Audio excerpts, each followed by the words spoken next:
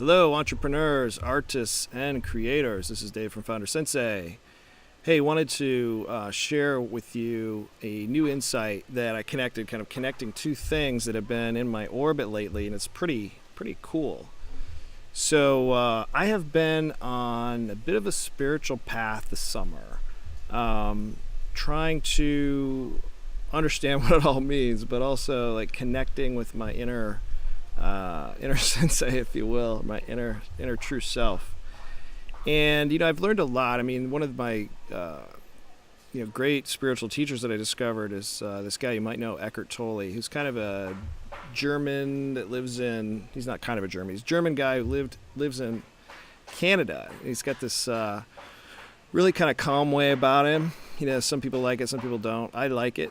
And he's really blown my mind this summer. I've really gotten into his teachings. And I can summarize it for you real quick. So the first thing that kind of blew my mind is that this kind of awareness that we are not our thoughts.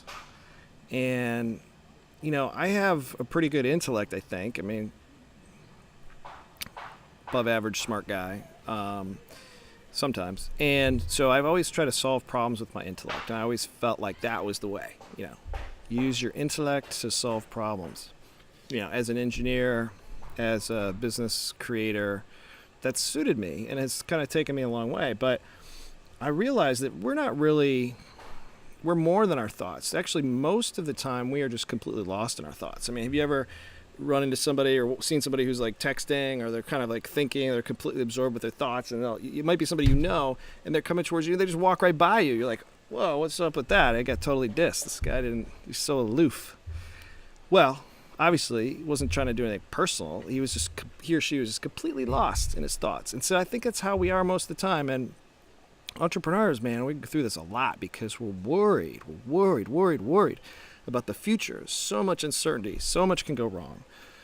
What if we don't generate traction? What if we don't make money? Sorry, I've got some power tools working here. Hopefully that's not too bad.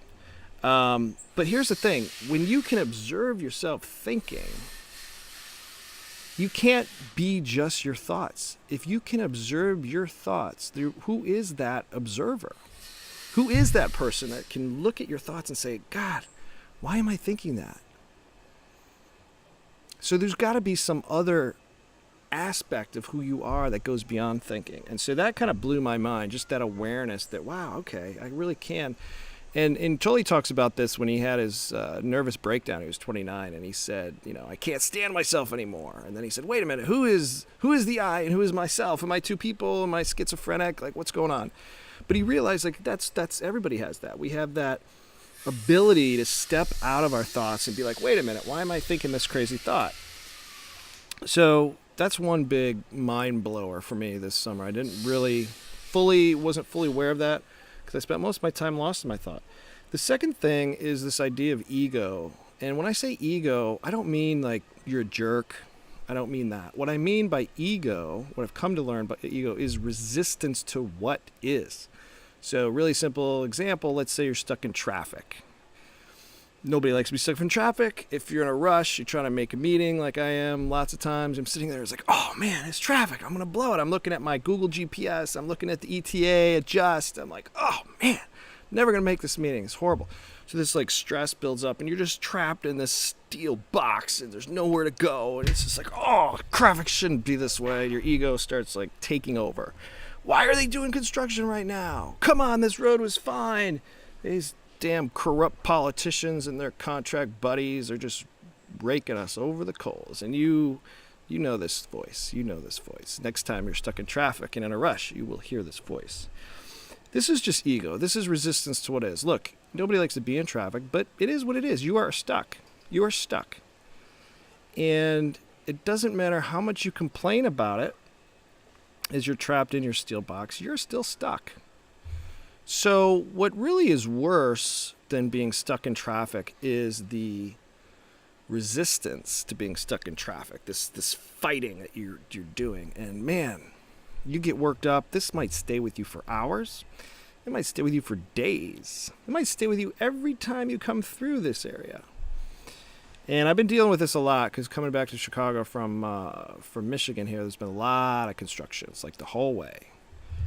But ego is what takes over when it's resistant. So dissolving the ego is just accepting what is. Like, hey, it's going to be traffic. We know this. I've been through this a million times. Let's just accept that there's traffic. If there's a better way to go, let's take a better way to go. But if I have to get into Chicago and I have to go through this traffic and it is what it is, there's no point in resisting it.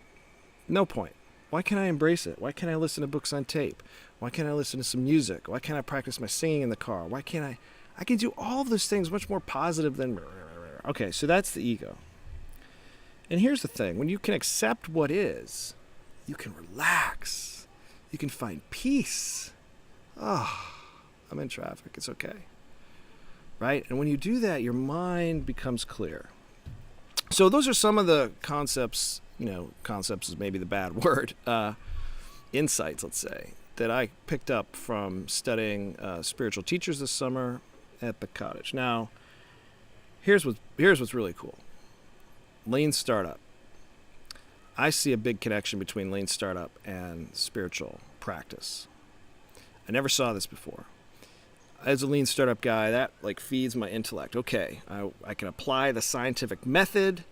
I'm an engineer. I went to business school. When I'm building and designing a new business model, I can apply the scientific method to developing hypotheses and testing them and running experiments and getting customer data to figure out what the right business model design is. That's awesome.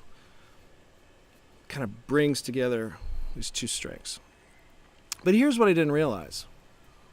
There's a spiritual element to lean startup. And I don't think Steve Blank is even aware of this, because I went back and looked and thought about some of the speeches and writings. He does mention this Zen thing once, but he doesn't really elaborate on it. And I think really what happens is when you follow a process like lean startup, or our proprietary process, which, just to give a shameless plug, is called insight-driven iteration, which is a mouthful, so I started just calling it the method. So now we have the method, which is a little bit different, but kind of comes out of lean startup and design thinking. Anyway, when you follow that, when you have to write down your hypothesis and you say, if we do this, 80% of the customers are going to do that. Oh yeah, that's awesome. 80%, I'm confident. Then you have to go out in the real world and run that experiment and measure it. And then you find out, wow, 80% didn't do what we thought. In fact, only 5% did, or even worse, 0, nobody did. So that cognitive dissonance between what you thought was going to happen and what really happens, you can't sustain it. You can't hold that in your intellect. So what happens is it dissolves your ego. Your ego has to dissolve because it's looking at the data right in its face. It's saying, oh, I can't. So you are releasing your ego. Your ego is being dissolved because you come to realize that you are not omnipotent, that you can't predict everything, that you can't control everything, that there are forces outside of your control. And then once you have broken down that egoic resistance to what is, something else comes in. You can now channel, actually, a deeper level of intelligence. Now, I'm not going to get into a religious discussion because this has nothing to do with religion. This has to do with the same feeling that I get out here in nature, this connectedness with all things. And you can only feel this when you're quiet and when you're not resisting what is. So here's the amazing thing. When you run lean startup experiments and your ego is dissolved and you realize, man, I don't know what's going to happen. Now you're open. You're open.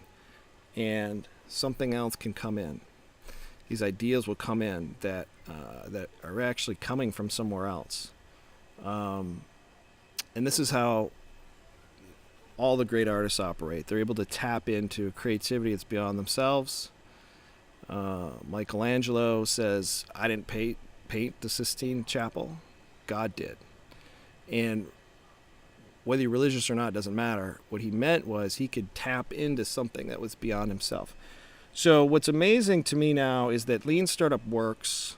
The idea of testing your hypotheses that underline your business model, it definitely works. It works for us. Our process, the last 5 startups that we've created have been profitable. If you look at Idea Lab, who's followed a similar process, 47% of their startups have had exits of 40 million or more. That's 100 times higher than Y Combinator on their best day. I mean, that's all true. And the reason that happens, I think, now, is because you can now channel. When you break down your ego, you can channel something much more intelligent, something that resonates with people. And that is the key. And so hopefully that's been helpful. If you guys are interested in this, I highly recommend exploring your spiritual side, meditation, Eckhart Tolle. There's tons of spiritual teachers. I would mention Jerry Colonna as well, Buddha, Jesus. They're all kind of saying the same thing in different ways. So explore that. We can talk about that if you need help. And then, of course, insight-driven iteration. Do that. Follow our process. And you will find product market fit and build a profitable startup. All right, until next time.